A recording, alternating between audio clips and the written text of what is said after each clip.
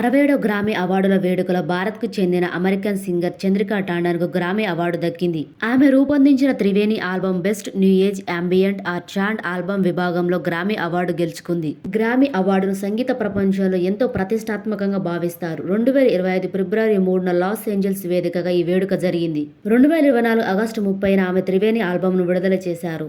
మహాసముద్రాల వాతావరణ సమాచారాన్ని 10 రోజుల ముందే గుర్తించే వ్యవస్థను హైదరాబాద్లో ఇన్కాయిస్ అందుబాటులోకి తెచ్చింది. ప్రస్తుతం ఇన్కాయిస్ 5 రోజుల ముందే సముద్ర వాతావరణ సమాచారాన్ని ప్రకటిస్తుండగా దాన్ని 10 రోజుల ముందే ఇచ్చేలా రూపొందించే ఇగోరా 1 మొదటి దశ సేవలు ప్రారంభమయ్యాయి. ఇప్పటి వరకు అమెరికా, యూరోపియన్ యూనియన్ ఆధ్వర్యంలో ఈ తరహా పరిశోధన సంస్థలుండగా వాటి సరసన భారత్ స్థానం దక్కించుకుంది. 2025 ఫిబ్రవరి 3న ఇన్కాయిస్ 26వ వ్యవస్థాపక దినోత్సవం సందర్భంగా డైరెక్టర్ బాలకృష్ణ నాయర్ దీన్ని ప్రారంభించారు. కేంద్ర బడ్జెట్ 2025-26లో ఆంధ్రప్రదేశ్ రైల్వే ప్రాజెక్టులకు 9,417 కోట్లను, తెలంగాణ రైల్వే ప్రాజెక్టులు 5,337 కోట్లను కేటాయించినట్లు రైల్వే మంత్రి అశ్విని వైష్ణవ్ 2025 ఫిబ్రవరి 3న వెల్లడించారు. అంతర్జాతీయ గీత మహోత్సవం 2025 నవంబర్ 28 నుంచి డిసెంబర్ 15 వరకు కురుక్షేత్ర హర్యానాలో నిర్వహించారు. 5,152 ఏళ్ల క్రిందట మహాభారత ఇతిహాసంలో కురుక్షేత్ర యుద్ధభూమిలో అర్జునుడికి శ్రీకృష్ణుడు దివ్య జ్ఞానాన్ని బోధించిన ఘటన గుర్తుగా ఈ ఉత్సవాన్ని నిర్వహించారు.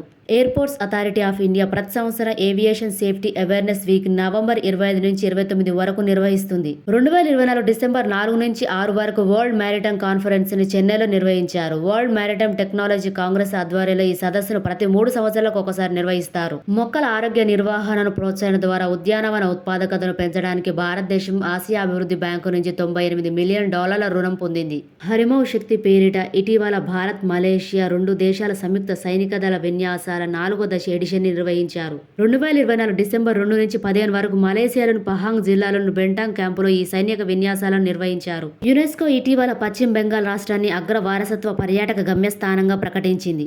మతపరమైన టూరిజం, వారసత్వపరమైన టూరిజం, టూరిజం అభివృద్ధిలో ఈ రాష్ట్రం చూపిన గణనీయమైన ప్రగతి గుర్తుగా యునెస్కో ఈ రాష్ట్రాన్ని ఎంపిక చేసింది. గుజరాత్కు చెందిన ప్రముఖ హస్తకళ గర్చోలాకు ఇటీవల కేంద్ర ప్రభుత్వం భౌగోళిక గుర్తింపు GI ట్యాగ్ను మంజూరు చేసింది. బెలారస్ అధ్యక్ష ఎన్నికల్లో ప్రస్తుత అధ్యక్షుడు అలెగ్జాండర్ లుకషెంకో మళ్లీ గెలిచారు. ఆయన 86.8% ఓట్లతో వరుసగా 7వసారి అధ్యక్షుడయ్యాడు. 1994 నుంచి జరిగిన ప్రతి అధ్యక్ష ఎన్నికల్లో లుకషెంకో విజయం సాధిస్తూ వచ్చారు. భారత అంతరిక్ష పరిశోధన సంస్థ 2020 జనవరి 29న 100వ ప్రయోగ మైలురాయిని విజయవంతంగా అందుకుంది. తిరుపతిలో ఉన్న శ్రీహరికోట సతీష్ ధావన్ స్పేస్ సెంటర్లో 2వ ప్రయోగ వేదిక నుంచి GSLV F-15 రాకెట్ ద్వారా NVS-02 ఉపగ్రహాన్ని జియో సింక్రనస్ ట్రాన్స్ఫర్ ఆర్బిట్ లో ప్రవేశపెట్టింది. 2250 కేజీల NVS-02 స్వదేశీ నావిగేషన్ వ్యవస్థలో 2వ జనరేషన్ ఉపగ్రహం. ఘనా నూతన అధ్యక్షుడు జాన్ ద్రామని మహామా ఎన్నికయ్యారు.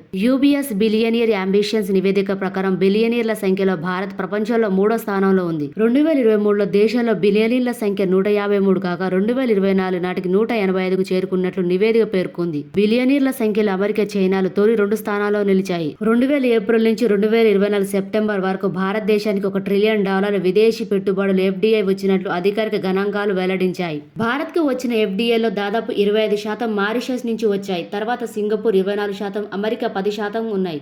నెదర్లాండ్స్, జపాన్, UK, UAE తర్వాత స్థానంలో ఉన్నాయి.